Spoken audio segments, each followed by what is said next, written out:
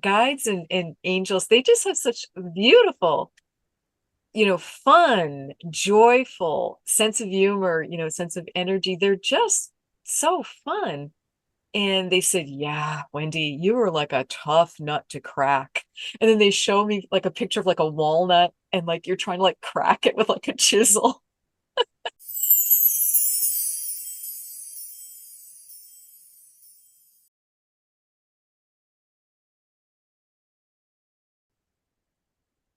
Welcome to a new episode of New Earth Awakening. I am thrilled to introduce you to Wendy Rose Williams, who is a past life energy healer. She helps people release the energy that no longer serves them, including chronic pain, both physical and emotional, anxiety, depression, and stuck energy. Releasing this energy allows you to live a happier, healthier life, one that is filled with joy and purpose. Wendy had two near-death experiences in August 1997 while pregnant. She met her angels for the first time when an aorta burst while home alone and again in the night before surgery. Meeting the soulmate Wendy contracted with to wake her up spiritually led her to Dr. Michael Newton's Journey of Souls. These two events in tandem triggered a profound spiritual awakening. She experienced stunning physical and emotional breakthroughs from her own past life regression therapy sessions and other healing work, including releasing a decades-long battle with debilitating daily chronic pain and mobility issues. The remarkable difference in Wendy's quality of life from healing her own past life energy inspired her to help others release the energy that no longer serves them. Wendy trained with Dr. Brian Weiss, many lives, many masters, and other leading experts for past life regression therapy, between lives, energy healing, and future life progression. She is a certified spiritual teacher, Reiki master energy healer, author, and channel, as well as hypnotherapist. So hello, Wendy. Thanks for joining us today on a new episode of New Earth Awakening. How are you doing? I'm doing great. Thank you so much for what you're doing and for having me as your guest. It's wonderful to be here. Thank you, Wendy. So I guess we just jump right in with your NDE experience in 1997. Could you please share a little bit about that? Of course. So what happened was it was August of 1997, and I was newly pregnant. I was 10 weeks pregnant. My husband and I were over the moon, very wanted pregnancy, and there'd been years of infertility, and there'd also been two ectopic pregnancies. So we were very excited, and we had an 18-month-old toddler. So the day that the first NDE occurred, because there were actually two a couple of days apart, the first one, I was working at home alone and I just did not feel right. So I was trying to, settle down and keep working, but it's like something's really, really wrong. So I ran into the bathroom and I had this sense of impending doom, which was so scary and so different. I'd never had that before. And as I went into the bathroom, I felt this just searing pain in my abdomen, in my midsection. And I looked down in surprise because it felt like someone had literally stuck a knife in me. And it felt like an organ burst was all I could think, as it just, felt that was the feeling. And I cried out to God for help as I went down because I knew I was home alone. And so I was unconscious on the floor and I was laying on my side, just in a fetal position, just clutching my midsection. And I only came to back to consciousness because there was this insistent male voice and he just kept repeating, very urgently, Wendy, you've got to wake up or you're going to go home. And I knew exactly what he meant, that I was going to die if I didn't get help. So I opened my eyes and I was very disoriented with, lying on the floor, and everything was happening very quickly. And all I could see around me was this incredible sight of 4 or 5 large angels in my bathroom with me. And my brain's trying to catch up to this, going like, oh my gosh, angels are real. Angels are real. They're absolutely here with me. They were very large. They were larger than people. They were more like 8 or 9 feet tall, and they were just floating a couple of inches off the floor, and I could sense their wings. So much light coming from them, so much love, so much wisdom. So again, the one male angel in the front that's closest to me, he repeats, "You've got to call for help now." And my answer to him was, I understand, but I can't walk. And this is 1997. So, calling for help, getting help, it's not like we have cell phones, glued to our hand or in our back pocket like we do now. I had to get to a landline. And his response to me was very telling. I think it was on multiple levels. And I've learned that's how angels speak. It's very, very nuanced. And what he said was, "You just have to be willing to try." And I think he was referring to free will, because we have to ask for help. We have to spiritually surrender, be willing to receive the help that we need, but we've got to do our part, especially when it's really challenging and we think we can't do it. We've just got to be willing to try. So I managed to get up on my hands and knees with some difficulty, and I couldn't stand up. And then again, at that moment, it was like having my belief system just blown wide open, and it was like being gently moved and assisted. It was like being gently flown in the position I was in, that just a little distance to the bedroom that the bathroom was attached to be able to get that phone that was on the nightstand next to my bed. So I reached up for the phone. I'm still on the floor. And I did have a brief thought of, who do I call? He just said, "Call for help." And I was 36 years old. I was a pregnant, healthy young woman. I'd never called 911 in my life, so it just didn't even enter my mind. So I decided to call my husband at work, because I knew he worked just 5 minutes from home.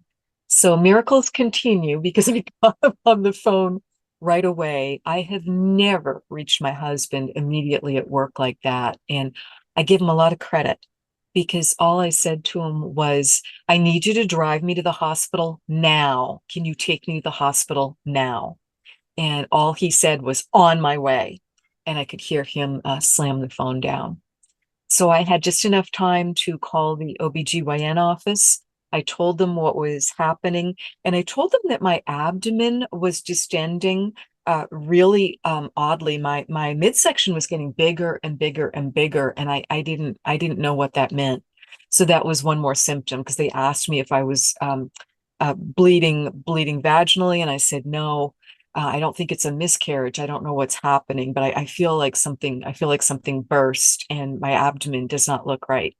So they said, "That's great. Your husband's on his way. This is going to get you here quicker than 911 will at this point. So when you get here, do not park your car. We are going to meet you right there when you pull up to the entrance to the hospital." Fortunately, my OB office was located at the hospital. I think that was also very important for me being here to get to tell this story today. And so that's exactly what happened. They met us with the wheelchair and whisked us up to the doctor's office, straight into an ultrasound room. Helped me up on the table, because I couldn't even get up on the table by myself at that point. I was in so much pain and just so doubled over. So the ultrasonographer is starting to do do the exam, and I'm looking at her screen, and I'm puzzled because I can't see anything on the screen. I just see like black, and it's like kind of moving a little bit. And I said to her, "Is your machine on? Is your machine working?" And her response was, "I'm going to get the doctor now." So she leaves the room, and I'm looking at my husband like, I don't know what's happening, but obviously this is not good. So she returns very quickly with an OBGYN physician as well as with a nurse midwife. And it was a bit comical at that moment because we've now got like five of us like jammed into this little tiny room that's meant for two people. So the physician adjusts the ultrasound, and he realizes what's happening and says to me, as gently as he can, but very, very to the point, "Wendy, you've got a major abdominal bleed going on. I can't see where it's coming from. What's going on? What you're seeing on the screen is all blood loss. You've got a major blood loss, and blood is all pooling in your abdomen where it shouldn't be. It's not in your bloodstream, and that's why your abdomen is distending like this, and that's why you're in so much pain. We need to admit you to the hospital right now." So someone ran and got a stretcher because they didn't even want to put me upright in a wheelchair at that point. And they took me over to the GYN unit, the GYN floor, and admitted me bedside. They just lifted me into the hospital bed, and admissions came up and admitted me right there. So a lot of things happening all at once. There's multiple nurses with me, the doctors with me, and I'm told, okay, you can't get out of bed. You just need to lie prone, and let's see if we can get this bleeding to resolve. They asked me my blood type and said, "Do you know your blood type?" I was like, "Absolutely. Everyone should know their blood type." I think that is so important. And there's now these free phone apps called In Case of Emergency, and you can download.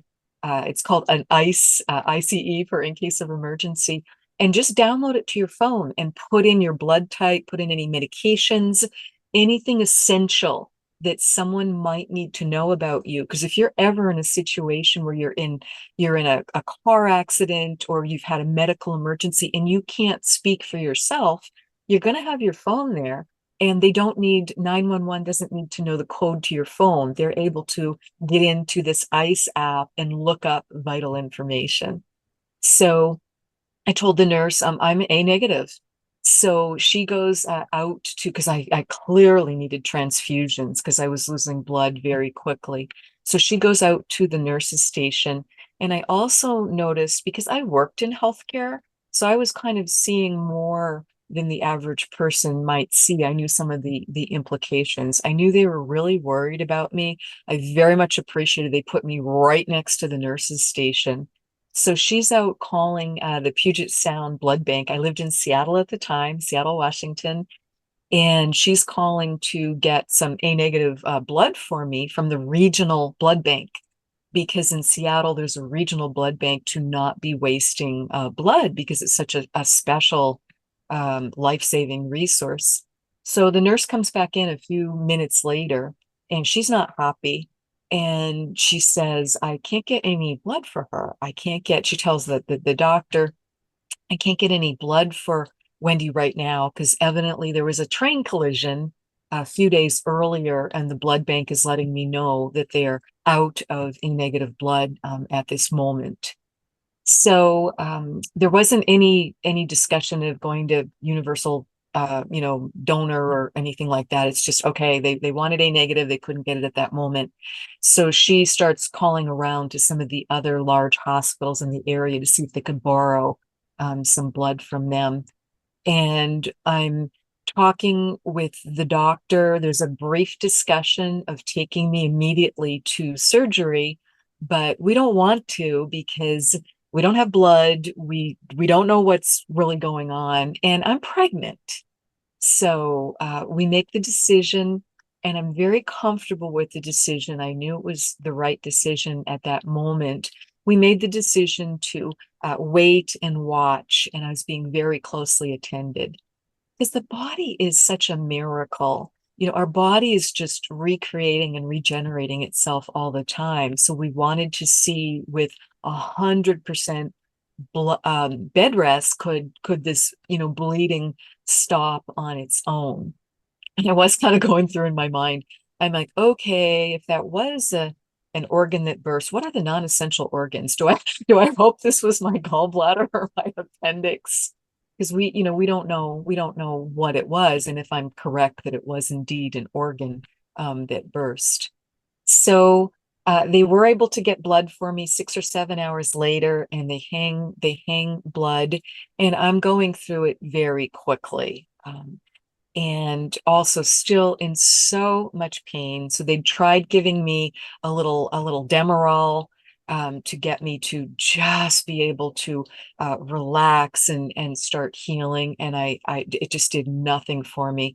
So they're giving me different pain relievers because I just can't stay still in the bed. I'm just writhing in pain. And I'm now on morphine, which was not an easy decision. First trimester of pregnancy, this is certainly not what you want. Transfusions and morphine. But it's the situation I was in. So we did our wait and watch for 2 to 3 days. And again, I'm being very closely monitored. And I knew the hospital I was in was the best place for me to be. It was my community local hospital closest to home, but I knew they did about 5,000 births a year. And the implication of that is that meant they had a deep amazing structure for OB emergencies, for GYN emergencies, etc. There'd been a brief discussion of transferring me and putting me in an ambulance and taking me downtown. And I said, no, I know I'm right where I'm supposed to be. But I could feel myself walking between worlds. It was very hard to stay conscious. It was very hard to answer questions when the nurse and the doctor would come in to, talk with me, work with me, assess and see how I was. And what concerned me the most about that was I didn't really care. I was just in so much pain and so scared. I was really considering going home. And that is not my personality, to not care and not be like such a fighter and just so much will to live. So that was concerning me. So on day 3, my physician says to me, Wendy, you're not going to be surprised by this. You can see how fast we're going through the blood and how large your abdomen is at this point. But you're officially bleeding out based on your hematocrit blood levels, lab tests that we've been doing every day. And what that means is you lose the blood faster than we can transfuse it in. So really, our only option at this point is surgery. Will you please agree to surgery?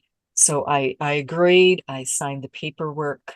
A brief discussion of which physician. I wanted it to be my OBGYN. I knew he was an amazing surgeon. He had done both my ectopic pregnancy surgeries, and I'd gone through that infertility treatment, and he'd also delivered our baby. So I wanted, I was very comfortable with him, and it was going to be one of his partners. So good choice. I feel some relief that this really hard decision has now been made, and I'm just trying to relax in my hospital room after dinner. So it's around 4:30 or 5 o'clock in the evening because you get your dinner really early. And I'm just trying to relax and visualize the best possible outcome. The minute I have that thought, I pop right out of my body and leave my body. Oh my gosh, I immediately start feeling so much better. I'm not so petrified. I'm not in pain. And I look back over my left shoulder and I see myself as Wendy. I see my body in the bed. And I'm like, oh, wow, look at her. She's like whiter than the sheets. She looks like a ghost. She really, poor thing. She really is, she really is bleeding out. And then I did have a humorous moment too. I could feel like my sense of humor coming back in when I was because I was back in pure soul form. And I was like, oh my God, look at her hair. She looks like the wild woman of Borneo. Because I've been in bed, in the hospital bed for 3 days. There's been no brush, there's been no comb, there's been no mirror. So I look pretty crazy with the hair everywhere. And and then I'm like, wait a minute, why am I referring to myself in the third person? Why am I calling myself she? And I tune back into myself in soul form, where I'm like this sparky like beach ball with like all this energy within this beach ball, like a big orb. Um, and I'm like, I realize, oh, that's me as Wendy. That's the wonderful temporary housing for my soul. That's one aspect of me, but that's not the full me because I'm a soul and that's my body, and I'm not in that body right now. So I'm very blasé about the body now that I've like assessed it a little bit. I am really not interested. I'm like, she's fine, because I felt so great. I was feeling better and better back in pure soul form. All I was interested in was following the white light. Because from the minute I'd popped out of my body and then did this brief look back at me in the bed as Wendy, all I could see was this beautiful white light. It was like a triangle shape. It was coming down from the ceiling of the hospital room. I wanted to follow that. It was like this magnetic pull. I knew exactly where to go. Nothing else was of interest to me but to follow the white light back up to home, back up to heaven, nirvana, whatever your belief system is. I wanted to go home. So I follow the white light up. I pop out of the roof of the hospital. I look back briefly at the earth at one point, and I remember thinking, I'm starting to get like the astronaut overview effect, where you can see the curve and how beautiful the planet is. And I remember thinking, oh my gosh, Earth is so special, such a beautiful place. We've got to take better care of her. And then I just kept on going. I'm following the light. I'm traveling faster and faster. I'm going up and up and up. But then if you've ever run out of gas in a car, it's that awful feeling of you're like stuttering to a stop, and it's like, oh no, I'm just out of gas. And I remember thinking, oh, don't make me walk through that long tunnel to get home. I don't have enough energy. I won't make it. I need help. And the minute I had that thought, this pristine escalator drops in. There's no one else on it. There's so much light coming from it. And it's just for me. It's my way to get home. So I plopped myself on the escalator with so much gratitude. And in doing so, I plopped over the handrail on the right side. And in doing so, I realized, oh wow, I'm not the shape and size and energy ball that I should be. I'm like flatter than a pancake. So I'm like this totally flat tire just hanging over the handrail. And I get this wonderful ride back home, back up to the light. The minute I get to the top of the escalator, there's this amazing welcoming committee for me. They clearly knew I was coming, and my soul family was there. My soul group was there. There were about 18 or 20 of them, and they're all like just pressed together, like so excited to see me and welcome me home.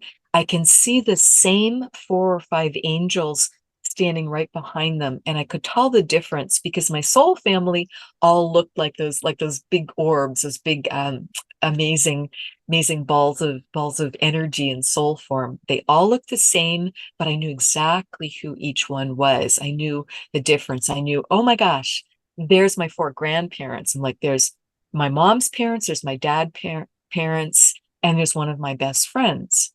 So my mom's parents, I'd spent a lot of time with my maternal grandparents. That made perfect sense. They were there to welcome me home. I was so glad to see them. They had passed on back in the mid 1990s. So like, maybe 5 or so years before. So I was not surprised. I was just so happy to be welcomed by them. But I also saw my dad's parents, my paternal grandparents. And that was amazing because I never met them in this lifetime. They died before I was born, but I knew exactly who they were. You just have this soul level recognition. Also, because everyone looks exactly the same, it made me realize, oh, these ridiculous, hurtful distinctions we have around race and color and gender and ethnicity, they just don't amount to a hill of beans. We're just all these beautiful souls. We're all exactly the same, but yet I could, also recognize who they were. And then I recognized one of my best friends in this lifetime. Now, that was fascinating because she is very much alive. So I was like, well, wait a minute. That means we've got higher self energy at home all the time. And that's fantastic because we're never going to miss each other. Because I hear a lot of people worrying about, oh my gosh, I want to reunite with my beloved Aunt Sadie. And, what if I die and go home and Sadie has incarnated and I miss her? Well, we're never going to miss anyone. There's always this beautiful aspect of us at home. So what happens with this marvelous group as I get there and all these realizations are coming very, very, very quickly. Everyone's giving me this huge group hug. I could have stayed there forever because it was unconditional love. There was so much acceptance. There was no judgment, just love and love and love. And it made me realize we need to love ourselves more, because we don't experience unconditional love very often. Many people say they really haven't felt it. I hear this from clients frequently, that they really haven't felt it very often in their life. It's more often conditional. So again, we've got to just give it to ourselves and radiate it out to others because it was just incredible. It was just what I needed. So as this is all happening and I'm connecting all these dots that I'd forgotten, because these are things we all know, but we forget when we incarnate into a body and agree to the veil of amnesia, because it's for many reasons and it's for good reasons, but we also can learn how to work through it and connect again and remove that veil if we're meant to. So I'm getting this group hug and I hear Archangel Michael speak. The moment I hear that voice, I'm like, oh my goodness, of course, that's who was in my bathroom.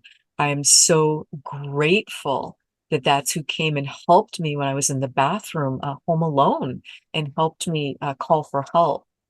So Archangel Michael says, welcome home. We're so glad you're here. You've done nothing wrong. You are welcome to stay. And I'm still getting the group hug. And I'm like, oh, of course I'm staying. Why would I want to be anywhere else? And he says, you get to decide if you go back. I can tell you three things to help you make your decision because you're going to need to decide quickly. And I kind of flash back on that body in the bed. And I'm like, oh yeah, that is not viable at all. She is still bleeding out and she does not have a soul. She doesn't have her life force essence energy. So that is an empty shell right now. So I completely understood what he meant. And he continued and he said, if you choose to go back, you will have a successful surgery tomorrow. You will fully regain your health. This is like the weight of the world off my shoulders. This is a big deal. I am so grateful to know this and to have this information. Number two, if you choose to go back, your baby will be born healthy. This is also huge because of everything that had happened in the pregnancy so far. Again, I'm only 11 weeks by this point. And number three, so now I'm starting to teeter. I'm like, oh my, do I stay or do I go? And number three, so I'm starting to like lean toward going back. And number three was the kicker. And he said, if you choose to go back, your life will be very difficult for many years, likely, because you're not on your life path. You're not living your purpose. I was horrified to hear this. I was so embarrassed. My heart, I just felt terrible. No one wants to hear that they're not living their purpose. So of course, my immediate response to him was, oh my goodness, tell me more. What am I supposed to be doing, not doing? What should I let go of? How can I change? What am I meant to do? And he just gently shook his head. So I knew he wasn't going to tell me anything more. But I'm like, wait a minute, group dynamics. Come on. I'm here with my soul family, the people, the souls that know me the best, that I've incarnated with many times. There's 18 or 20 people here. There's other angels here. So let me just look around the group. There's got to be a chatty Cathy. There's got to be someone who's going to tell me something. So I start going from person to person to person, asking them, what's my purpose? What can you tell me? Give me a hint, share something. You know me so well. Come on, we're at home. Tell me.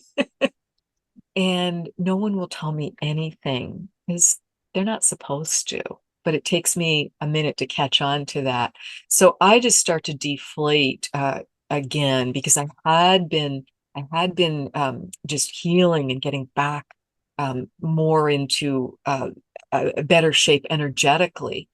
But I start deflating until they start and everyone sees this happening to me and they know I'm really worried and stressed. So they start being really silly. And that just makes me realize and reminds me, laughter really is the best medicine. So if we can just find our sense of humor, even in those very challenging, very trying times, go watch your favorite comedy, just listen to some great uplifting music, just do whatever you need to do. So everyone starts being super silly and they put like duct tape over their mouths, but they're being very, very funny and very over the top about it. Or they do like lock and key and like throw away the key. But again, it's very, very funny. So I'm like, okay, I just need to settle down and just realize, they're not supposed to tell me. I was 36 years old. I clearly was meant to figure out my own life purpose. So Michael at that point says, what do you want to do?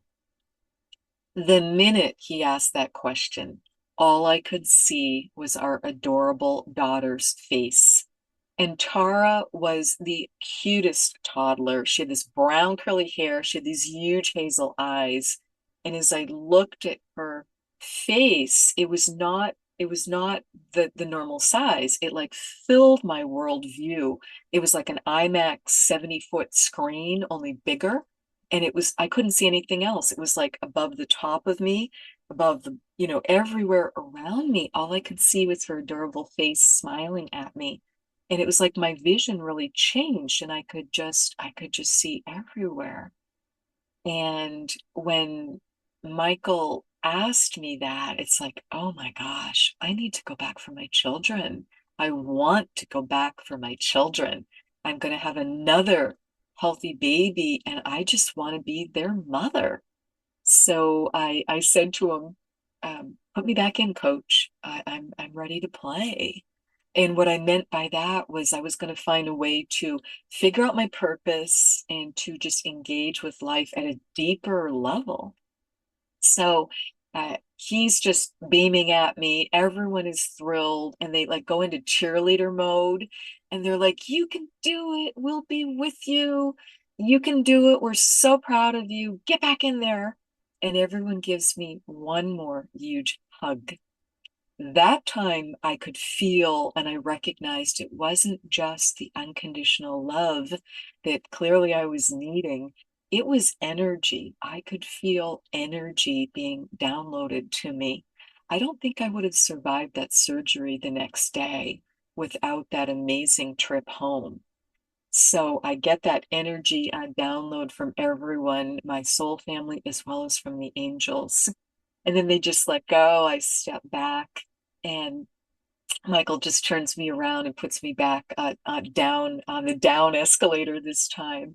And I look over my shoulder. I'm at peace with the decision I made. And everyone again is just, cheering me on.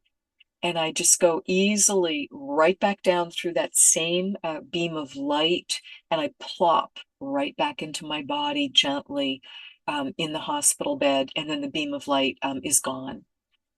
And my immediate two thoughts as I got back into my body were, oh, why is she so little? Why did I pick such a small body? Because I'm 5'2", and at that moment I was so annoyed by it. Like, couldn't I have picked why didn't I pick a bigger body? Because I know my energy, everyone's higher self is so much bigger and, so much more magnificent than we realize when we're in human form. So I felt very squeezed for a moment or two. And then I felt the pain. It's like, oh, wow, this is really, really painful. I'm so glad I'm going to have the surgery tomorrow, and I know everything's going to go well. And then I'll have my pregnancy, and the baby will be born healthy. And the rest of it, I'm just going to have to figure out. So let me stop at that point. Do you have questions, or should I take you further with what happened next? Please just keep going. Okay, so I have the surgery the next morning, and they used imaging guidance because they wanted to stay as far away from the little peanut of a fetus at that point. Because again, I'm first trimester, so so tiny.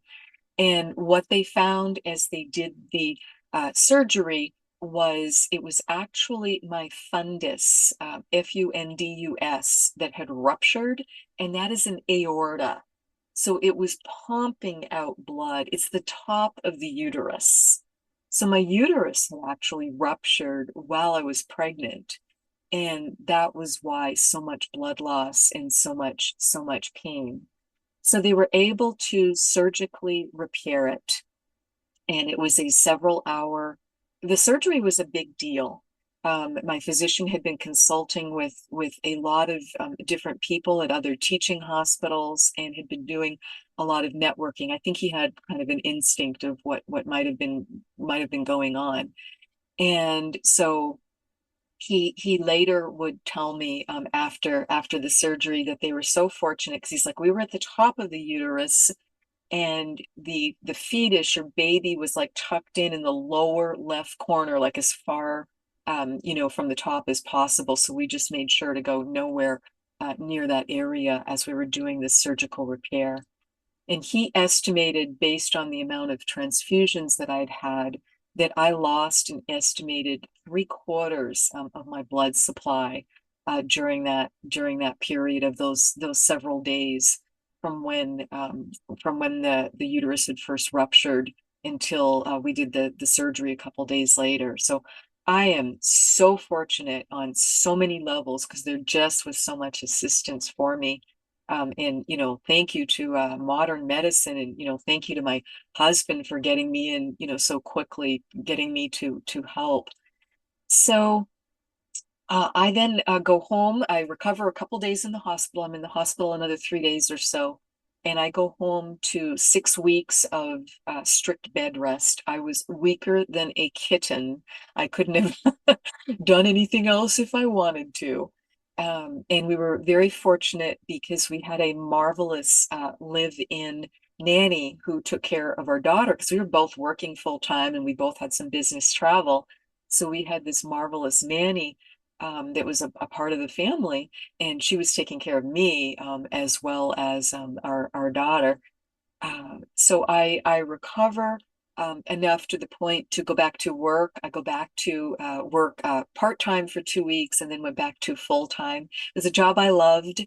I was the marketing director for a busy ambulatory surgery center ophthalmology practice.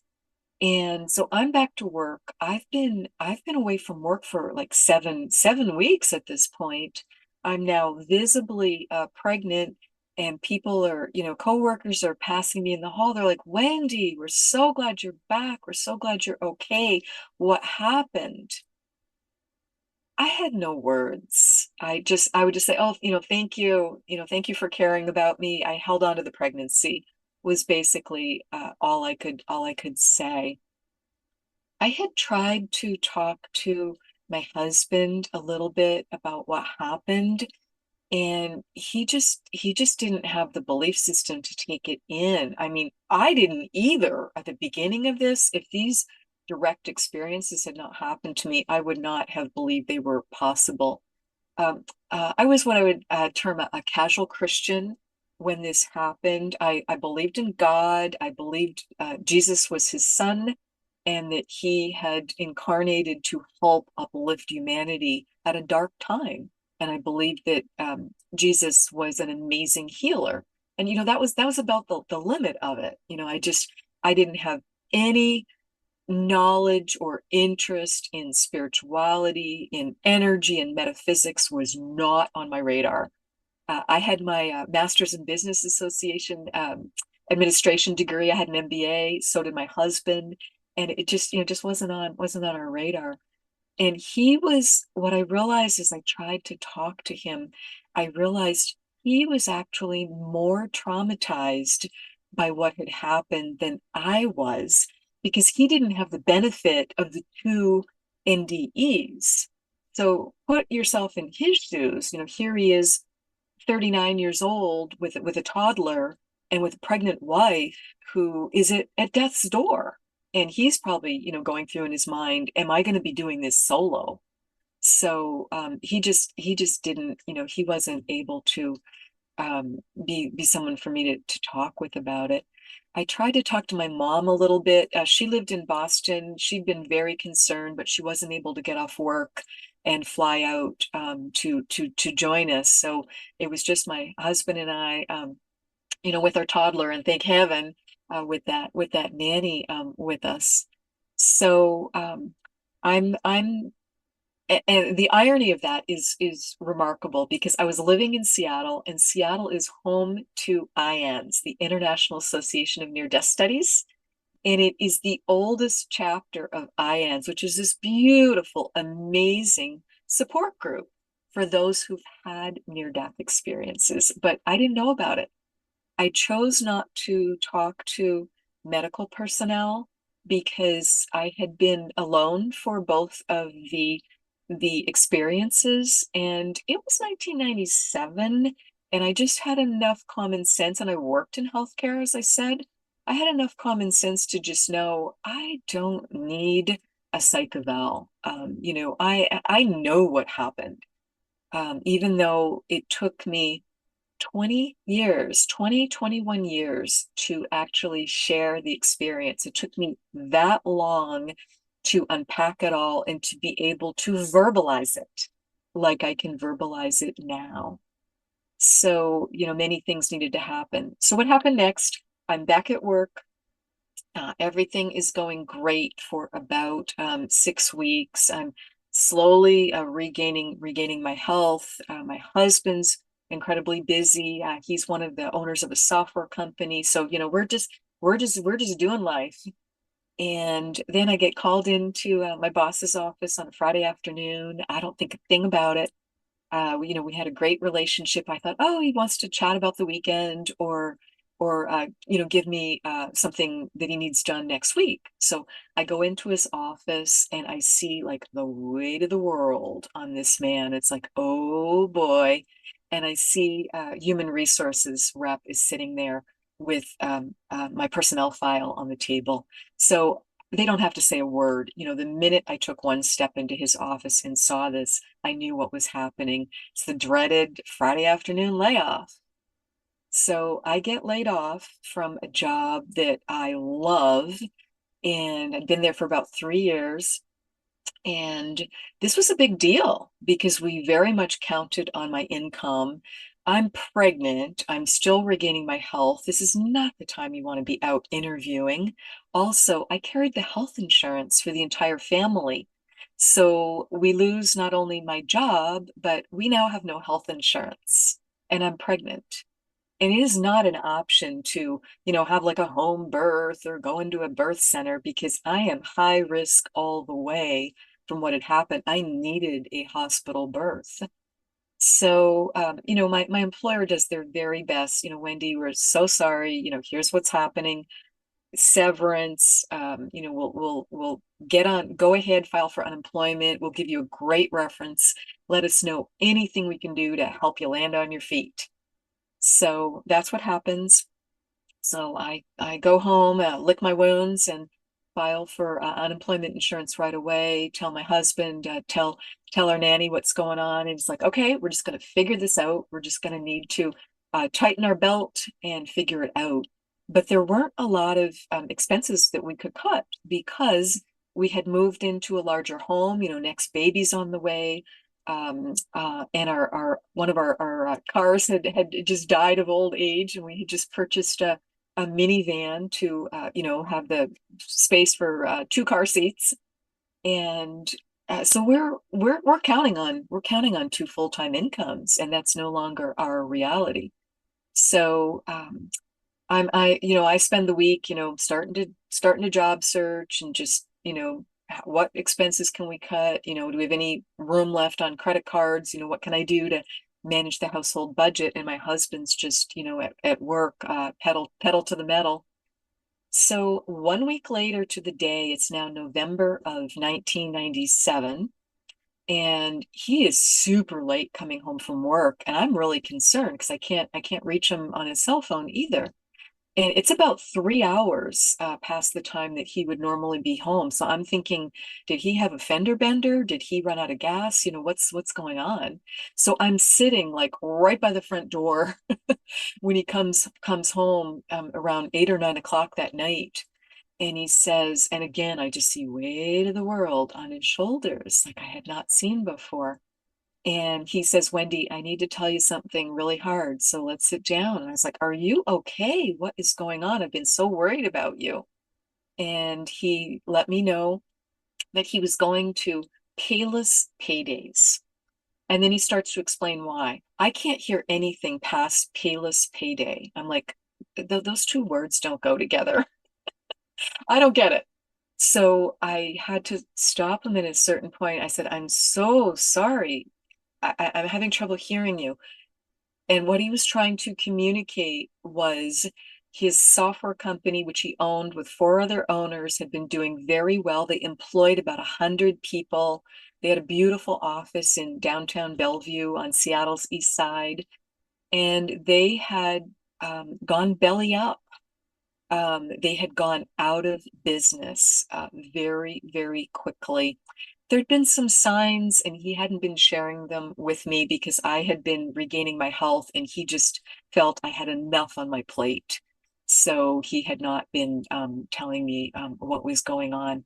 And honestly, we struggled with communication through the whole marriage.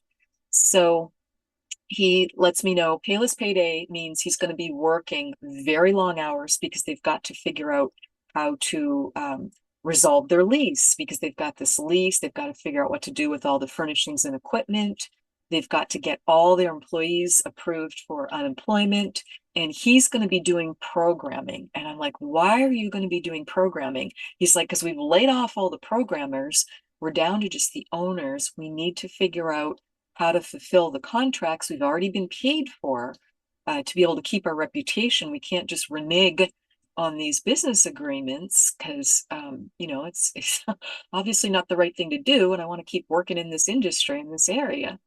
So I am not happy. I'm heartbroken for him. It's one thing to be laid off from a job you love, you need, you count on. It's another thing. It's another level of hurt to have it be your company, your baby. And he will not consider even looking. I was like, can you please do some contract work? Can you do some temp work? Can you do something? Because we need income in the door now. And he's like, no, I've told you what I'm going to be doing. So, and he would just not budge from that position. So this is starting to create a divide for us.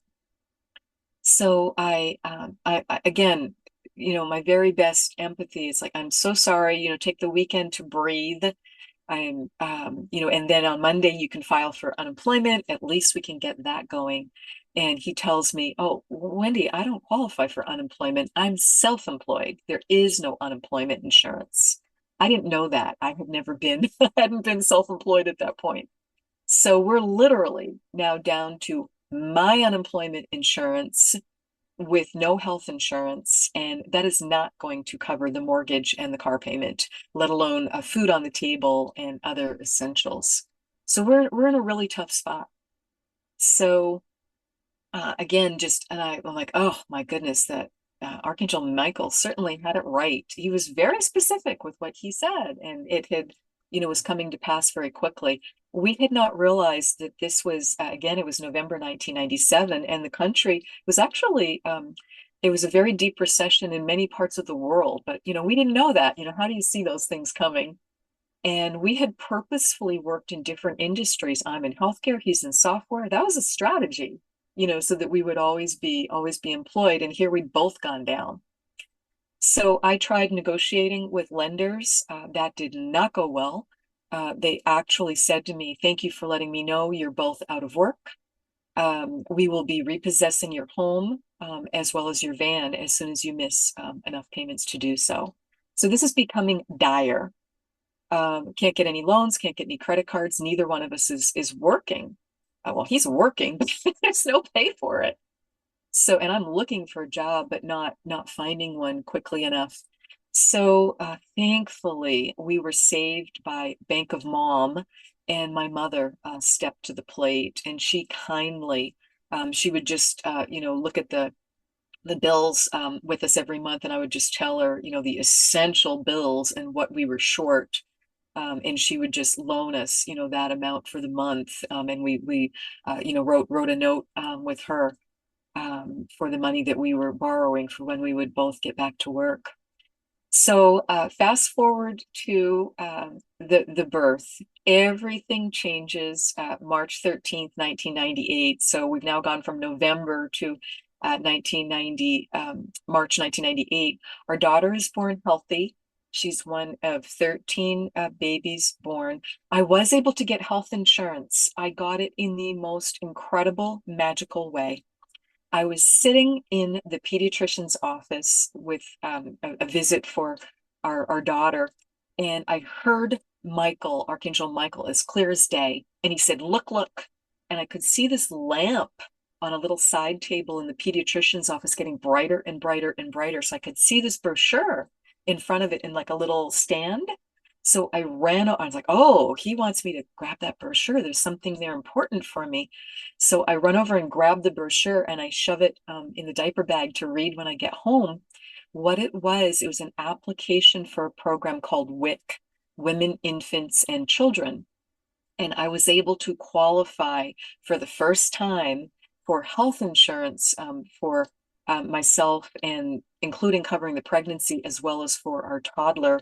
And I also was able to get some healthy food.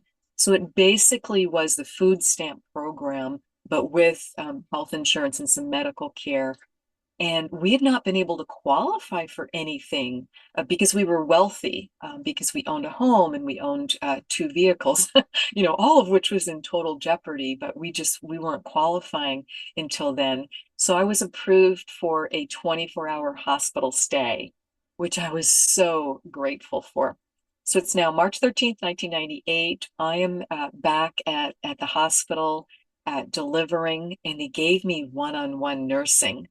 Which is also unheard of, but because I was so high risk, because the risk of that uterine repair, because think of all that pressure and that growth that goes on the uterus during your pregnancy.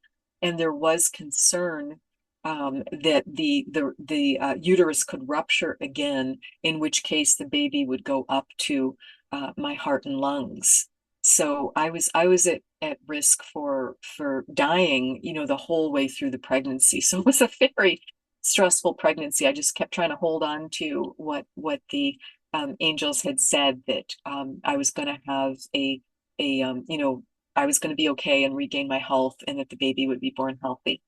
So she was, And we were in the hospital that very short stay. I'm back at home the next morning. It's a Saturday morning, and all the astrology had shifted, and my husband had been able to get his company sold after months and months and months of trying to do so, and had gotten everything cleaned up, and he and all his partners were going to start work on that Monday. So I deliver on Friday. I'm home on Saturday, kind of going like, what happened? And he's going to be back to work in a new job on Monday, and we're going to have a paycheck again. So everything is just shifting. And I'm home on Saturday morning. I'm pretty shell shocked. I'm holding because it was too quick a hospital stay for me. I was like really not. They took me out of the hospital by wheelchair. I like couldn't. I was like having trouble even standing up. It's like I just got to go home and rest and catch up to everything. So I'm holding this marvelous, amazing daughter, second daughter, second child. So much gratitude. My heart is so open. I mean, any parent feels that, but particularly with what I had gone through physically and emotionally and financially with, the whole pregnancy, I'm so grateful. And I'm just looking down at her. I'm nursing her. I'm like having a moment. And Archangel Michael comes in again, and he says, very just kind of conversationally, kind of flat, your contract with your husband is complete. And I'm like, what? I am horrified. I am not my finest moment. Yes, I'm holding the baby. I mean, I almost dropped her. I was so startled. And I'm like, okay, speak quietly, Wendy. You're holding your newborn. I'm fighting, I am arguing with an archangel. I'm like, what do you mean my contract is complete? Or I don't want to jump to conclusions. Are you saying my marriage is over? And he just nodded and he left. I was like, wow. So I'm trying to let that settle in on top of the gratitude, the joy, my heart opening from holding my healthy newborn baby. But I knew in my bones it was true.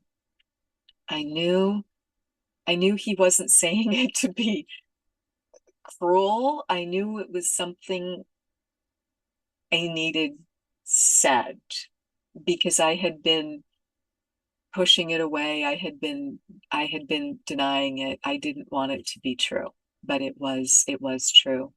I later would find the soul contract with my former husband, because we did divorce when the our daughters were 6 and 8 was the time. I chose to do it when they were in school full time. I thought would be the easiest way to just do a very peaceful uncoupling. And we went to a 50-50 shared custody and raised them together really, really very, very peacefully, very, very well. And but just I was able to find the soul contract. I believe that we make agreements with soul family members, people that we know very well, because they're our best helpmates at us progressing as souls, and we choose to make soul contracts to help us learn what we want to progress with and get better at, because our soul is very, very driven to learn, and that's why we incarnate and have these experiences. I was to learn later that my contract with my husband was to have a long-term marriage that we would both grow from considerably, which we did. We were together for 18 years, we were married for 15 years, had the two daughters, and the contract was to have beautiful children together. And I could see children, like the plural, underlined 3 times. And I thought, oh boy, there it is. And that's what Archangel Michael was pointing out to me, what my soul had planned before I incarnated, was to have the beautiful children together. So we then, move forward with the divorce, and we both, need to reinvent life and just find our new normal. And part of that was my mother relocated out from Boston to Seattle, and she proposed that we build a duplex together, that we build a 2-family home together. And she would live in one side, I would live in the other side, and then she could help with the children, with the kids, because she was newly retired. I'm the only daughter, so it's the only child, so it's the only grandchildren. And she just was having less and less ties to Boston, and more people had been saying to her, "Why don't you consider, moving out to Seattle, where your daughter and son-in-law and grandkids are?" So she did that, and that was really amazing for the whole family. That again was one of the most incredible things that she did for us. And it just, then the kids didn't have to go to before and after school care. They were able to do sports. And she just declared herself a team grandma, meaning she was not going to favor me, or my ex-husband. She was going to help us both equally. It was whatever the kids needed, whatever the family needed. So that's how things started to come back together in a new normal. Fast forward again to my daughters being 12 and 14. So another 6 years later was the first time that I had any interest in dating. I just had not been there. I just, was focusing on the kids. What do the girls need? Focusing on my career, getting the new home built. There just was so much going on that needed my attention. But everything was going so well when they were 12 and 14. I was like, oh, what's missing? Oh my gosh, I'd love to meet a great guy. And I had no idea how to do so. I wasn't, meeting anybody through church and through friends of friends, and the kind of the normal ways organically that you might meet someone. So I asked my younger girlfriends who were actively dating. I'm like, how did you meet, your wonderful boyfriend? How did you meet your fiance? How did you meet your new husband? And all my girlfriends said, "Oh, Wendy, that's so easy." And this was 2010 at the time. They said, "That's easy. You just need to go on match.com." And I'm like, "Match dot what? What are you saying to me?" I don't understand this word. I didn't know what online dating was. So girlfriends explained the concept to me. They're like, "We just need to help you put together a profile and get some good pictures, and then you can meet a great guy. Go out on some dates, get your toe back in the water, and go have some fun and meet someone wonderful." So I did that for a couple months, and then I chose to change my the distance that I lived apart from someone. I changed it to 10 miles because a lot of the dating apps work based on your location and your proximity, so how far apart. And the minute I changed it to 10 miles, this profile came up, Carolina, that was going to change everything in my life. And I got my spiritual awakening not only through the NDE, but that was just the beginning of cracking the nut open. It really came via Match.com. It came through who I was going to meet. And that just sounds so funny. When people say, "How'd you get your spiritual awakening?" I'm like, "Oh, via Match." Like, what? So I'm looking at this profile, and it's like, I know him, I know him, I know him. And I'm trying to figure out, where do I know him from? And I'm reading through his profile, which was very unique, quite unusual. It was not trite in any way, but it was like I was two sentences ahead of it. As I was reading, and I knew what it was going to say. And I'm like, how is this happening? There was a lot of telepathy going on, which I was not used to occurring on Earth. That's our communication at home, when we're really all one, and also on Earth when we remember that we really are all one. So I'm reading it. The last sentence in it said, "Any woman on a spiritual path, particularly one interested in an LBL, we have to meet." So I immediately Google, I'm like, what's LBL? I have to make sure this isn't like a drug reference or something I don't want to get involved with. So I Google it, and I just asked, I'm like, please show me, the right reference, because of course it can stand for multiple things. I immediately find Life Between Lives, Dr. Michael Newton, Journey of Souls. And Michael Newton became a past life regressionist, and he then created the Life Between Lives 4 hour deep level of therapeutic trance, where you have this amazing session and you go back in utero in this lifetime. You find out why you chose your parents, why you chose your body. I see, I could argue with myself about the 5'2" thing. I did find out why, because I did have LDLs. And you just find out amazing information. You go back into a past life briefly, just to go back to the last day in a past life to go on home. So you go on up to the light. You meet with your soul family. You meet with a council of elders. You find out so many things. It's very analogous to a near-death experience, but there's no trauma. There's been no heart attack, there's been no car accident, there's been no medical emergency. So the minute I'm reading this, I'm looking at the Newton Institute online, I'm looking at the book description. And this was 2010, so there's no Kindle instant gratification then that I'm aware of. So I ordered the book from the library. I'm like, I have to read Journey of Souls. This is really important for me. And so I'm waiting for the book to arrive, and I'm talking to my match. We're emailing, we're on the phone, we're like trying to sync up our schedules to meet. But he had some travel, I had some travel, so it took us 3 weeks to meet. That was perfect because it gave time for a Journey of Souls to arrive and for me to devour it. I knew everything listed in that book was my deepest truth. I knew it was absolutely what I had been missing and didn't know I was missing. I'm like, okay, something is really changed. It was my spiritual awakening. It was the combination of that match telling me about Journey of Souls and telling me about past life regression and LBL and meeting him. So we meet for lunch. We finally get our schedules synced for lunch. And I get there first. I'm sitting in the foyer of the restaurant on a little bench, and I see him walk in. And the minute he walks in, we lock eyes, and it felt like an earthquake.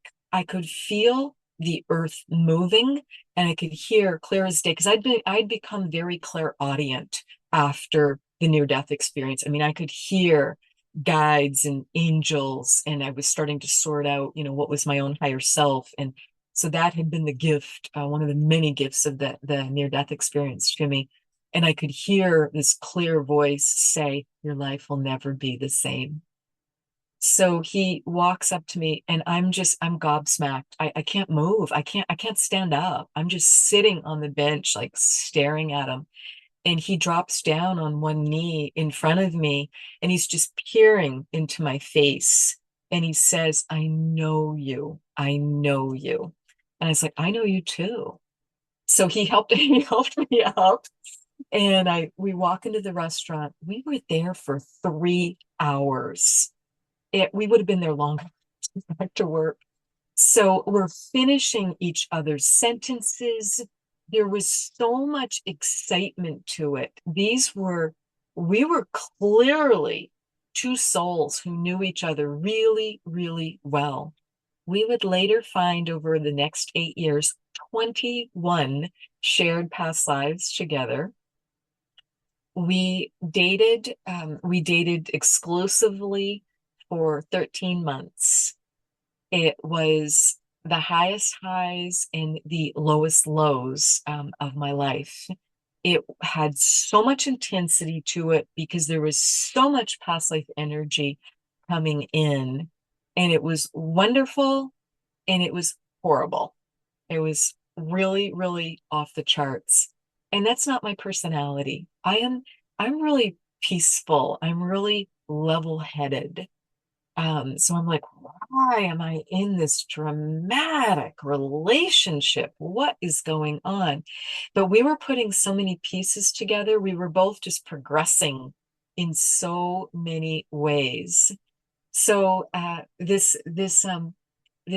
dating, our romance continues for 13 months, as I said. And then he sent me an email ending it. And I was just so angry. I was just off the charts angry. Not so much that he was ending the relationship, but to do it by email. Someone pointed out to me, well, you started online, I guess you ended online. I was like, oh. So that was really what led to the spiritual awakening was he and I just recognizing how much depth there was. And I was so sad. I was heartbroken, like I had never been in my life when he ended the relationship. That was such a blessing. It was so meant to happen, but that would take me years to work my way through to that point. So what happened was we became, to my surprise, we kept meeting. So we're broken up. We have a conversation because I did contact him a few days later when I could form words and said, "Got your email. I agree. We're not dating anymore. We can't be dating. We've gone like this." So, but I would like to talk with you. I'd like to just get some closure. I'd like to talk it through a little bit. I understand we're done. I agree. Got some things to return to you. You've got some things to return to me. Can we just meet for coffee somewhere? So he agreed to that. Friends were very concerned and told me, Wendy, he's not going to show up. Just don't get your hopes up for it. This is just, been off the rails for quite a while. But he did come. And it was one of my favorite conversations of my life. It also was 3 hours, another parallel to that first meeting, and we just sorted so many things out. And I was heartbroken, but I could see he was heartbroken too, and I hadn't really understood that. So we then, I think, okay, we're done. This is complete. Let it be. Let's move on. So what happens instead, we run into each other everywhere to the point where it was ridiculous. And I'm like, why do we keep running into each other? If that ever happens to you, it means you have more to learn with that person. You have more experiences to have with that person. Just do your best to figure it out. And then you'll be able to part peacefully. Because that's all I wanted at the end of it was to just part peacefully and to just be done. But instead, to my surprise, we became friends. New boundaries in place, and we would meet for coffee, for brunch or lunch. Always out in public, and it's just our arms length, and we became spiritual seekers together because there was so much past life energy and so much growth for both of us. And we each had pieces of the puzzle and we put them together brilliantly. I've never worked with anyone like that where just, so much progress was made. So that's what happened. And we were spiritual seekers together for about 8 years until we worked through all those past lives together, and then we did fully end it peacefully at that point, and just completely ended it, and no longer need to be in contact. Wow. You've touched on so many themes, and thank you very much for sharing your experiences so detailed. Um, so I would like to know a little bit more about you changing your belief systems that you had before. How did all this amazing journey transform you on so many levels, on the motherhood, being a daughter, and all of those roles that we take in, Mhm. please? Mhm. Well, the near death experiences were more real than real. There was this vivid, there's this lucidity. You don't forget, the details don't change. I have noticed, as I share it with different people, just different pieces come out because there's different, excellent questions comes from people. But what my guides have said to me, guides and angels, they just have such beautiful fun, joyful, sense of humor, sense of energy. They're just so fun. And they said, yeah, Wendy, you were like a tough nut to crack. And then they show me like a picture of like a walnut and like you're trying to like crack it with like a chisel.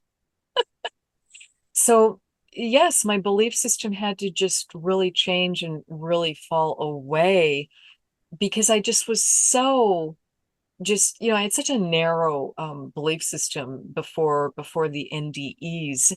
And I mean, past lives were not on my radar. If you had said to me, well, do you think it's possible that we incarnate? Do you think it's possible that our soul's eternal and chooses, these different amazing experiences and lessons and wants to progress? I would have just looked at you blankly. That just had to come by degrees because you can't argue direct experience. And when you have the direct experience and feel it in your bones, when I'm sitting at lunch with someone and we're saying to each other, I know you, I know you, I know you, because we went through our complete list of everywhere we'd ever lived, traveled. We thought we like maybe knew each other through a professional association or, had like this, like chance encounter. And we're like, no, we've never met in this life. And we both said at the same time, it's our past lives. We have a bunch of past lives together. And for me to be sitting there in 2010 and go, I can't believe what just came out of my mouth, but I know it's true. I know it's my deepest truth. So that's what the belief system changing was, bit by bit by bit. You just have to learn to feel and hear and listen to your own heart and your own discernment of what's right for you, what's true for you, even though it may be very surprising at times. If you had said to me 15 years ago, oh my god, well, actually it happened. I did the first astrology reading I had, a friend referred me to an astrologer. I knew nothing about astrology. Oh, it sounded kind of interesting. And she'd explained to me that there was this concept of we have a birth chart or a natal chart of where all the planets were in the sky based on the time and location of our birth, and that it could be interesting to work with an astrologer and to see what they could tell you about your life path, because you had been me trying to figure out my life path. And just, any house, because there's 12 houses in astrology, any house that we had a lot of planets and we were doing a lot of work in that area. And then there'd be some houses where there's no planets, no major planets in it. We're not really focusing there. And there's the concept of the North Node of what we're meant to be working on and going toward. And there's the South Node. We've already done it. We've already perfected it. So don't fall back into what's easy and trite. You've already been there, done that. Work on the hard stuff because you'll set yourself free and you'll have such a better life and you will be able to do it. So I met with an astrologer and she said, one of the things in conclusion was, do you know that you're meant to be a spiritual teacher? And do you know that you're meant to help people with their past lives in a profound way? Do you know that you're meant to help people with their energy? And I looked at her and I said, are you reading the right chart? I it just did not land at all. Because it just and she kind of laughed and she's like, yeah, I guess it's just too soon for you, but that's what I see. And I did email her, 2 or 3 years later when like enough things had changed and I was starting to go in that direction. And I did email her and I said, I'm so sorry. You're absolutely right. She says, it's okay. I just have to know how to hold my energy when I know what I believe is the truth and I share it and the person's not ready for it. It's okay. Because I literally said, I think you're reading the wrong chart. I think you got the wrong person here. Exactly. It's like I said, you're talking to the wrong gal. I'm like, and one of the first things that astrologer had said to me too, and I really went on a spiritual odyssey and journey after the breakup with the soulmate that I met through Match, because it was such a profound heartbreak that I needed to understand it. So that's part of what sent me for the first astrology reading. And so my friend referred me, and the astrologer immediately, as she started, she's like, okay, birth date and time and location. And she immediately emailed me back, and she said, I can't like do just your chart because there's a man that's like so in your field. She's like, can you tell me about your husband, your boyfriend? And I said, I don't have a husband or boyfriend. No, there's no man in my life right now. No, no. And she's like, oh, yes, there is energetically. And she described it a little. I was like, ugh, I know. It's my former boyfriend. So she said, well, please ask him his permission, because she said the two of you are very interwoven still. Please ask his permission. Can I do your workup and his workup, and then do a combined one? And I think it will help both of you. So I asked him, and he said, of course, this sounds really important. Thank you for doing that. So he shared, because I knew his birthday, but I didn't know the date, and I didn't know where in California. And of course, it's not appropriate to go snoop on someone else. This is very personal information. So I asked him, and I said, I will, give you your chart. I don't want it. That's your business. But I'll have my chart. And she says she's doing some composite chart of the two of us together. Oh my gosh, that composite chart answered so many questions for both of us. And we could see why we were so drawn together. And we could see the shared life path and journey, because he and I, our soul contracts were for him to wake me up spiritually, which he certainly did with a bang. And then for us to become spiritual seekers together. And we were meant to have a very happy marriage later in life. Because when we first met, I was 49, he was 57. I'd been divorced for 6 years, as I said, and he had been divorced twice. And it started to go that way, but we had this irreconcilable difference. But yet we had all this shared destiny together, and these soul contracts to work together. We were meant to. Multiple people found this contract. It wasn't just me. That we were meant to help others with their spiritual awakening, specifically by writing books together, by being on radio, by being on television. So it was a double loss to not have this amazing marriage come up and romance, to have that end, but to feel like so much of my purpose and my destiny that had been hard to find was just, it felt gone to me. It felt really gone. It's really important to understand if something is part of your purpose and it does not work out as intended, because this happens all the time. It's okay. Just go with the flow, recenter yourself, figure it out, ask your guides for help, because they're already working on plan B, C, D, E, F, G. They've got so many other ways. So, because I thought I needed him to be able to live the purpose, because he was a published writer. He was actually a sportscaster. He was on television. He had all this public speaking experience and connections.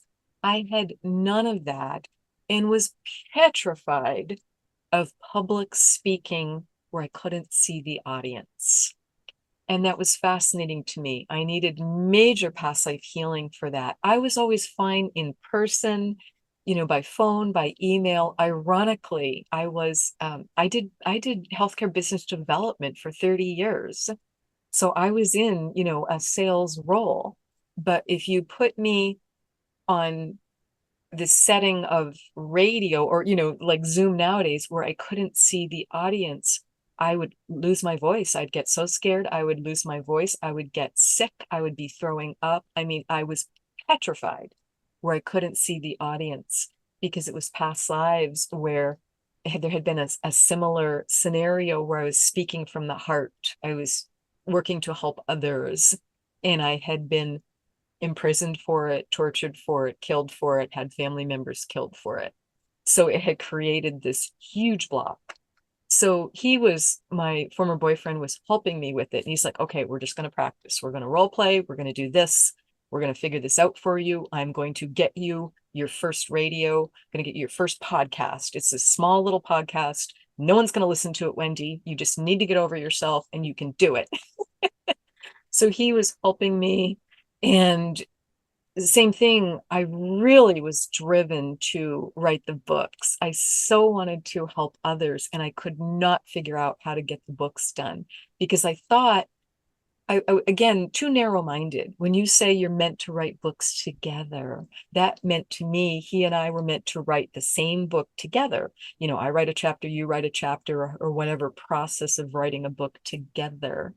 When that didn't happen, and that was no longer a possibility, he had his first book and it was unpublished.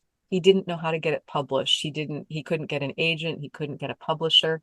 And this was when self-publishing was more in its infancy. So he's like, Wendy, can you help me? What do you think? How can I get my book published? It's all ready to go. And so I just prayed and meditated on it before I went to bed at night. And I woke up in the morning and I could hear, again, that beautiful clairaudience. I could hear, look in your email. So I looked in email, and the first thing that came up in my junk folder was an email from Amazon's Create Space back then, because this is like 2011, and that's now Kindle Direct Publishing, but it was self-publishing. So I sent it to him. I said, here you go. This is how you can publish your book. And that's exactly what he did. And then he helped me publish my first book by becoming the client in my first book, Regression Healing 1, The Huntsman, the Lord High Mayor, and the World War II Soldier. So I became a past life regressionist, including, and an energy healer, including for him, after he introduced me to the topic and the concept, and he actually drove me in person to my first healing sessions, to my first past life regression, into my first life between lives. So it just like that cycle was completing too. And he then, with his identity appropriately blinded, is the client in the first book. So that's how he helped me publish my first book. So they're two separate books, but that was just, and then he and I did run a spiritual group for a while where we were inviting in friends and just helping friends in person. So we did that for a while. So all the things just reorganized and did come true. So don't bash your head against the wall. If things don't have ease and grace and don't have flow to it, just let it go. Okay, that's not working. I'm going to let it go. I'm spiritually surrendering this.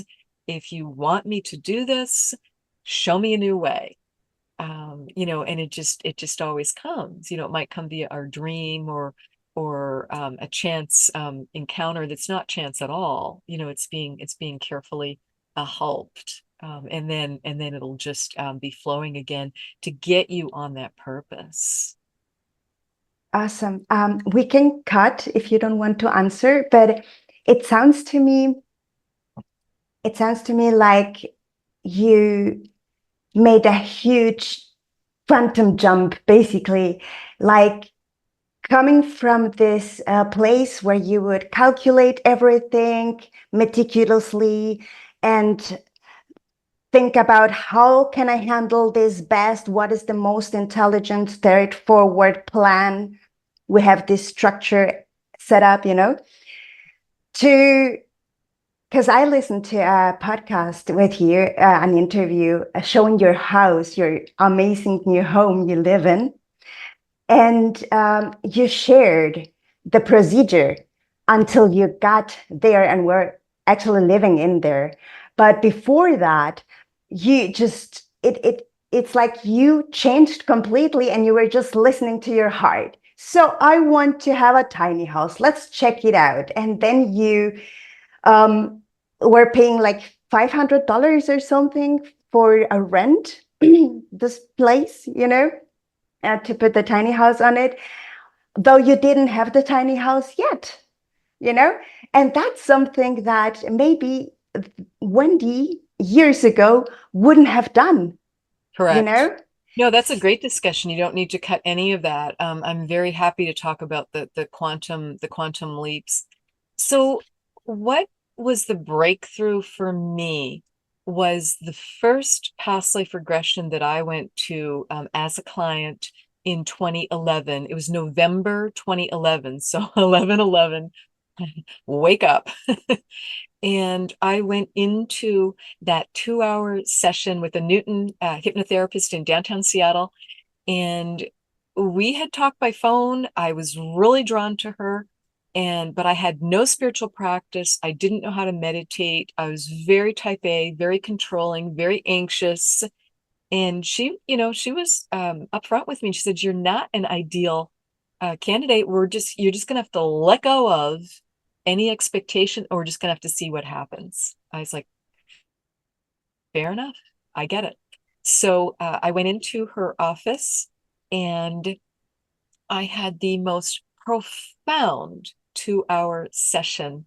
And to our surprise, we found out that I am an incredible blessed by being an incredible therapeutic trance subject myself. I travel really, really easily. And as I said, she was perfect for me. She's from France. I grew up in Quebec. So just hearing that, French accented English, and she's just this cute, little tiny, tiny woman. It's like, I feel really comfortable. I feel really drawn to her, very, very comfortable with this. And she just was able to help me relax. So what we did in that 2 hour session, we went back to some scenes earlier in this lifetime that were still troubling me. And we cleaned those up, and I understood why they happened. I understood the benefit. I let them go, which I hadn't been able to do. And we went back to not one, but two past lives, and more detail filled in after the session. And she also asked me because we started wrapping up about 15 minutes before the end of the 2 hours to kind of, put everything into place and just make sense of what we had done. And she asked me a really interesting question. And she said, "Do you have any issues with authority? What is your relationship like with authority?" And I just said, "Oh, I have no issues with authority. I'm fine with authority."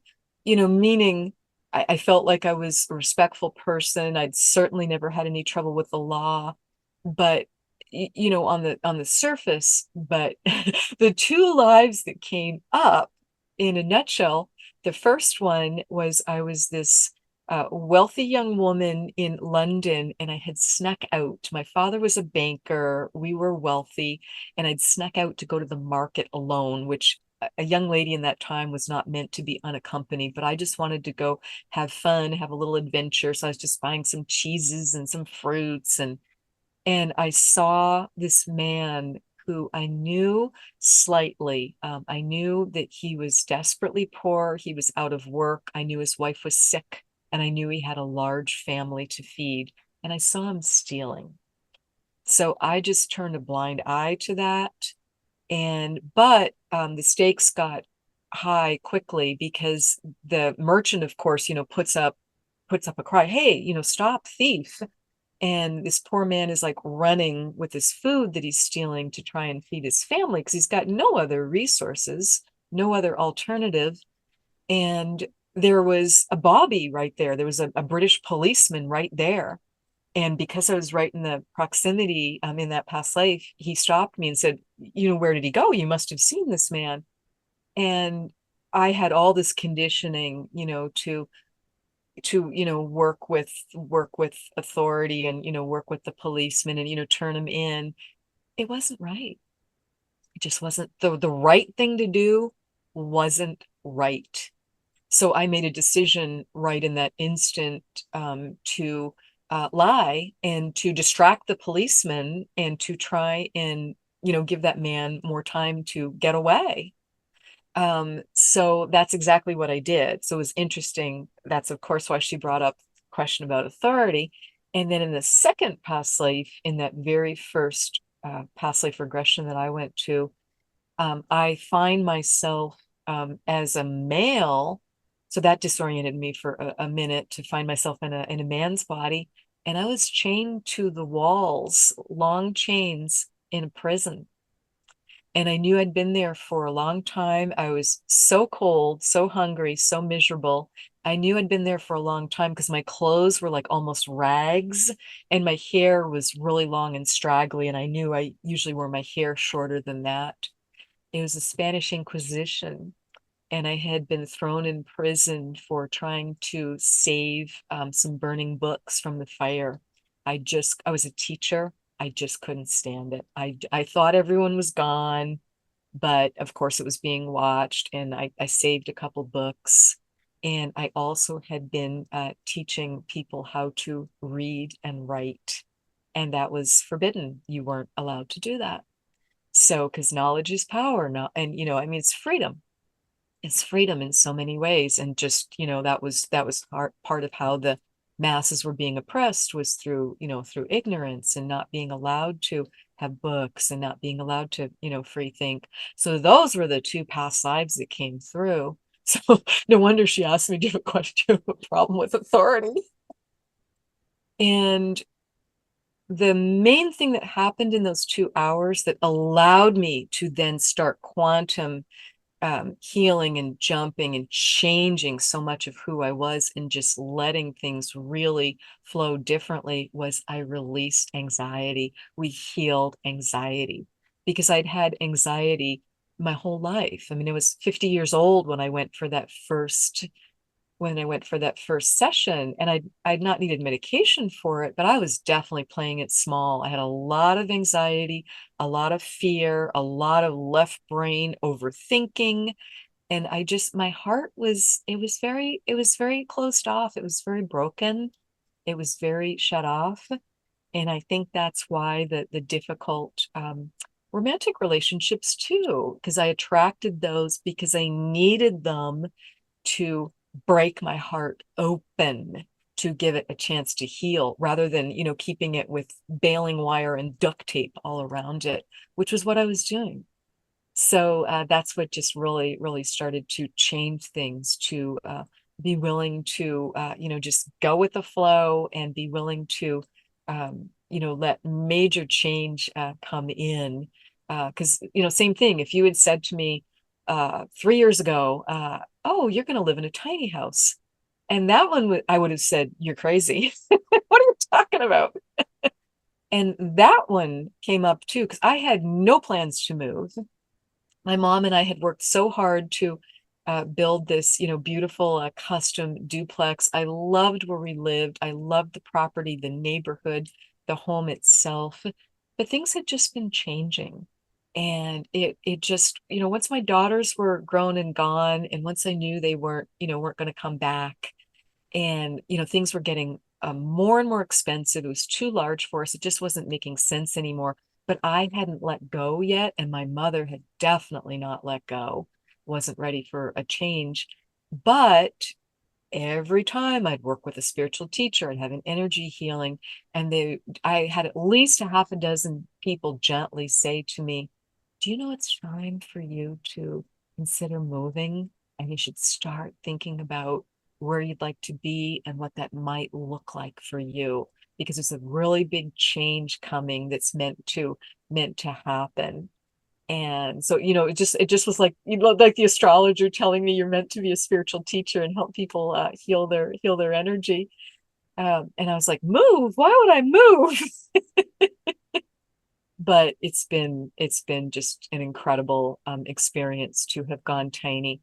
Going tiny is not like any other move you'll make in your life, because you literally bring it down to everything you need and nothing you don't. I mean, you literally are letting go of 80 to 90% of what you own.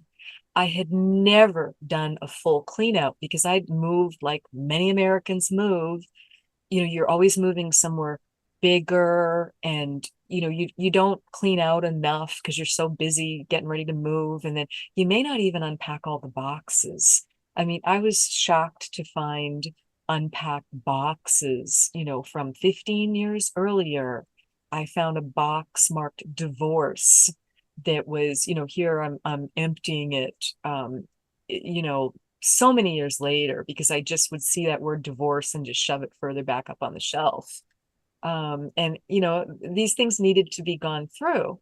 So I went through everything I owned to be able to go tiny. And friends came in and helped me, which I so appreciated because it was really overwhelming.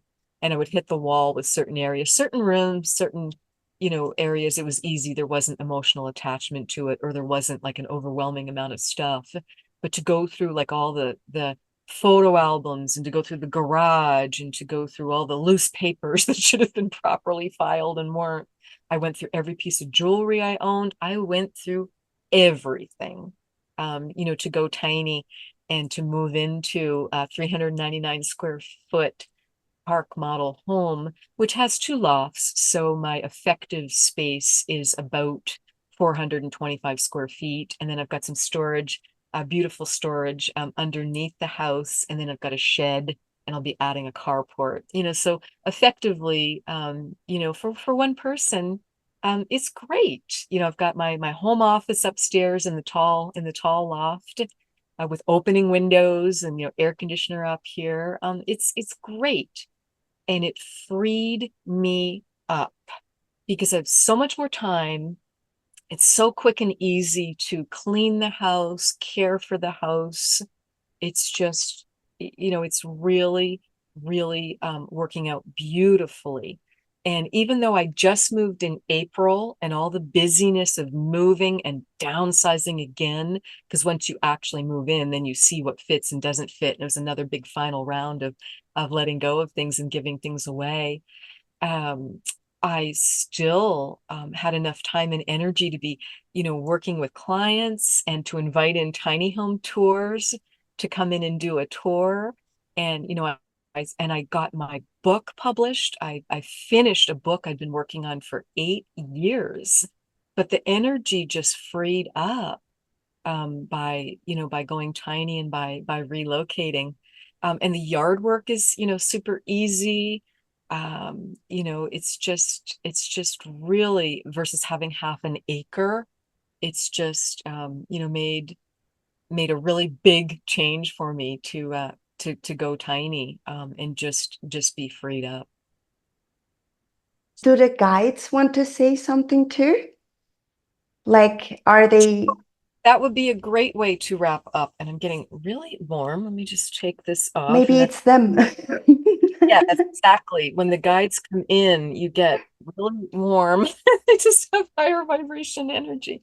Absolutely. That would be a great way to wrap up. So I'd love to fully, fully be in my body, inviting my higher self fully in my body, wonderfully grounded to Mother Earth, fully connected up to the divine, inviting in my guides, inviting in ascended masters, inviting in angels, inviting in God. Who would like to speak to be of the most assistance to Carolina's wonderful audience here? This is Yeshua. I am happy to get the talking stick. I'm happy to get the floor. I was later called Jesus. This is Yeshua ben Joseph. And I just want to say to you, you're so loved. You're so supported. You're so appreciated for being on the planet at this pivotal time. I know it's not easy. I know a lot of you are feeling just the changes and the difficulties of there being war on this planet, of there being inhumanity of man, toward the animals, toward the earth herself. I'm here to tell you that is all changing, changing, changing. And that is why you're seeing so much be brought up. And it's literally being brought up because it has to come to light to be loved back into a higher vibration, into better form. Let's just all support Earth in her journey to cool herself off. Global warming is very much in reality. It's an actuality. And just think about how you can be more in support to this planet, because she must cool herself off. and there's going to be some difficulties with that. There's very likely to be some difficulties with some volcanic eruptions, with some tsunamis, and just yes, there will be some loss of life, and everyone will be assisted and has volunteered. Everyone has volunteered for whatever they are doing on the planet. You are not victims in any way. You're magnificent creators, co-creators. So just do your best to be enjoying your life, to be helping those around you. Love your family, your friends, your neighborhood, your area. Love the earth herself, and just open your heart. It can really be helpful to like literally just move your shoulders back a little bit, and just feel your chest wall open. And I'm helping everyone's hearts open. And first of all, send that love to yourself. Wendy talked about that self-love. That is very much why she went home and had those NDEs. She needed to experience the self-love and to experience the unconditional love of the divine. So hearts opening, everyone's discernment is there. You just know in your bones, you know, follow your intuition, hear that wonderful voice, that quiet voice, hear your own soul, hear your guides, angels, God, whatever your belief system is. I came to Earth and incarnated with a simple yet profound purpose to help people remember that God is love. And my goodness, that got misinterpreted and changed up in a lot of ways, but that simply was what I wanted to share. My life was nothing to do with starting a church and who's Jewish and who's Catholic and who's Christian. Not on my radar.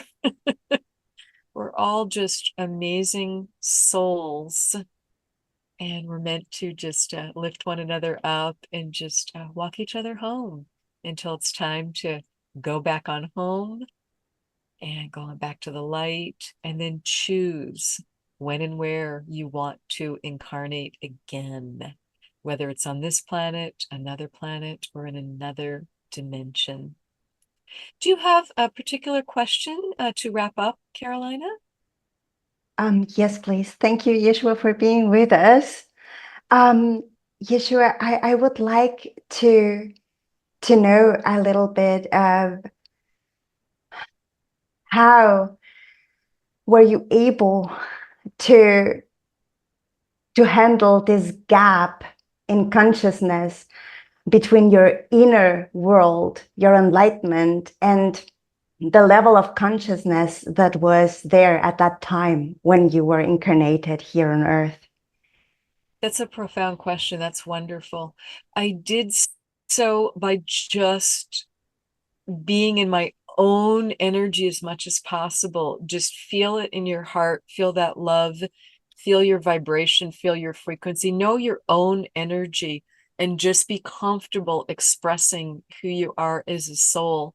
Because coming into human form, there's an ego, there's a psyche, and there's wounds. There's often wounds, and people can feel self-conscious, feel not enough. Who is your well-known writer, Brene Brown? Just that, that wound about not being enough. And it's time to just let that go. My goodness.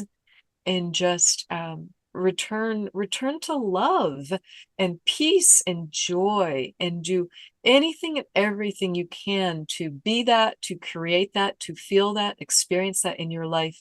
Do not put it off through busyness. There's just too much of this rushing around. I mean, that's why COVID, that was one of the many gifts of COVID. It was like a worldwide time out where everyone had to slow down. And it was an opportunity to do some of that beautiful inner work. So that's how I did it. So just picture like this beautiful bubble of me just staying in that place of being unconditional love to the best of my ability while in human form, and then just gently radiating that out. And then, of course, that was up to other people to decide, do I like that? Am I attracted to that? Do I feel comfortable around that? Some did, and some were frightened of it, and some were repelled by it. And that is not your responsibility, what someone else's reaction is. That's their job. That's their reaction. That's their job to look at why they might be feeling triggered. But that's what I did. I just worked to keep my heart as fully open and to enjoy my life as much as I could. Please take away the last few days of my life. Look at my whole life. I was born into a wonderful family with an incredible mother and father. I had sisters and brothers. I had neighbors. I had friends. I got to have the amazing experiences of speaking from the heart, from that place of love, and of just doing my best to share. Um, it sounds trite, but to share the good news of God is love. We are all love, and are just meant to, experience that high vibrational. This time is pivotal, where Earth has raised her vibration up to 5D, and can go higher from there. It's no longer sequential after 5D. Go to 7, 12, 32nd dimension, wherever you feel comfortable. It doesn't have to be, 1, 2, 3 anymore, sequential. But just be in your heart and just be comfortable being yourself.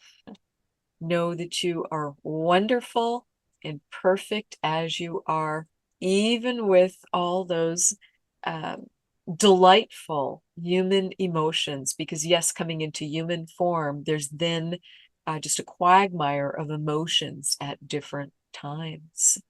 So Mother Mary would like to come in and just give a final blessing. So I'm passing the baton to her. She's right here on my right, and Magdalene, my wife, is Mary Magdalene, is right here on my left. So passing the baton to Mother Mary. I just want to reiterate what my son said. Just be yourself. Just enjoy your life. Where has that been taught, to work yourself to the bone, and that you don't deserve rest and relaxation and joy and pleasure? I see so much of this hamster wheel that's just very unfortunate. So don't put off what you would most enjoy. Just really, really be there in the moment. I want to invite you to be in the moment, be in the moment, be in the moment, enjoying that present moment. Let go of the past. Try not to worry about the future. Don't worry about the future. Let them go. Like Wendy described when she saw her toddler's face when she was choosing to come back, and Archangel Michael asked her, what do you want to do? And that was her whole worldview. Just imagine your present moment being a good one, a wonderful one, and you have everything you need, nothing that you don't, and just be there. And you're a powerful creator, and then that's what you're creating, and creating more of, more and more of, and letting go of that anxiety of worrying about the future, and that depression over what I said or didn't say or didn't do or didn't get or didn't have in the past. Just be in that present moment, and you'll enjoy your life a lot more.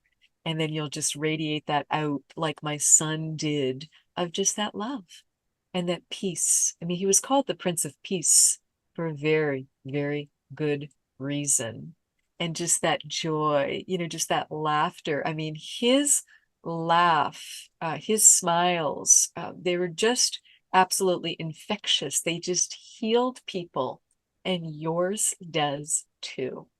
So just know that, and know that we're going to get through the changes that are coming up. We're going to get through those together, and just be prepared to the best of your ability to have a way to decontaminate or cleanse water, to be able to have clean drinking water, and just have some simple, non-perishable foods on hand. It can be as simple as a large bag of dried beans and a large bag of dried rice, because there may be some interruptions, for a time period to the food supply chain as everything is getting reset on Earth. As she cools herself off, and know that you're loved and supported. Keep asking for what you need. Keep working on that purpose, and just don't stop. Just don't stop. That's what I'd like to say. Thank you. Thank you for Thank having you. us. Thank you very much. Be back now. Oh my goodness, that's so interesting. I can always tell when it's Mother Mary, her energy signature. I get like this one tear in my right eye, and it's like, oh yeah, okay, your turn. But Oh, what an beautiful honor energy. to get to have them, kind of explain some of what, what they were here for and what they were doing, and how they want to help us, and that we're all going to be okay. As I said, even though there can be some real changes coming, because that is the reality of, we have created a planet that is just too darn warm. It's not sustainable with the way it's going. So she's got to correct that. She's got to keep herself alive and habitable, and cool herself off. Yeah, it's very interesting. They moved me to a much hotter place, because Seattle's wonderfully temperate. It doesn't get too hot or too cold. And they're like, oh, Eastern Washington. And I'm like, oh my God. Because it was 106 degrees one day, and I am not used to that. It's like, what is going on? So I think they, kind of needed me to be, experiencing that and speaking about that a bit more. Thank you very much, Thank Wendy. you. It's been a pleasure having you, having Yeshua, having Maria and Maria Magdalene with us. Thanks for the messages. Thanks for being Absolutely. you. Thanks for being the way shower that you are. Thanks for showing us the path and how we can also become these enlightened beings at some stage and just shine bright. And yes, let everybody shine bright too. Yes, just people just get comfortable expressing who they are. I mean, yes, we do our best to choose our timing and to be diplomatic, but that is one of the top things that I end up helping people with, is they're just so choked up in their throat chakra, and they're not able to, speak from their heart and from their gut wisdom. It's like all caught up in the brain, the thinking over in the left brain, and that's where the ego and the fear is. And I mean, that's what you have to decide. Am I going to live from my heart and enjoy that and bravely live from my heart to the best of my ability, or am I going to be caught up here just worrying it to death? And that's been the journey for me, is to change that. Awesome. Thank you very much. And where can people find out more about you and the amazing work that you're doing? My website is the best way to contact me, and it's my full name. It's wendyrosewilliams.com. So you're so welcome to go to the website, and you'll find information there how we can work one-on-one together privately. It would be my honor to help you with whatever energy healing and uplift that you need, past life regression, whatever it might be that will be helpful to you. You'll find some fun events on there that are just $10, that are small group Zoom events. Come As You Were, past life regression party, a live channeling with the Ascended Masters and Angels. You'll find my books linked there. you'll find a complimentary group energy healing. So check out the website. And then my podcast is Waking Up Spiritually. And you can go to the website for it at wakingupspiritually.com. We will be linking everything below so that people can find you much better and easier. Wonderful. Appreciate that so much. And then the books are on Amazon and Audible. And I do record the books as audio books because there's so many wonderful, having the privilege of being a channel, there's healing energy. So it's not something that I have a narrator do because it needs to come through me. So that book, for instance, Regression Healing 2, Joe and Marilyn, there's just so much healing in here of just soulmates and a love relationship and forgiveness that needed to happen between the two of them. So that's why they needed to meet again in this lifetime. You know, even though Joe DiMaggio passed in 1999 and Marilyn in 1962, they still, needed to come back on in, the people who were those souls, and to just receive some healing and work with one another to do that. Thank you very much. Thank Amazing. you.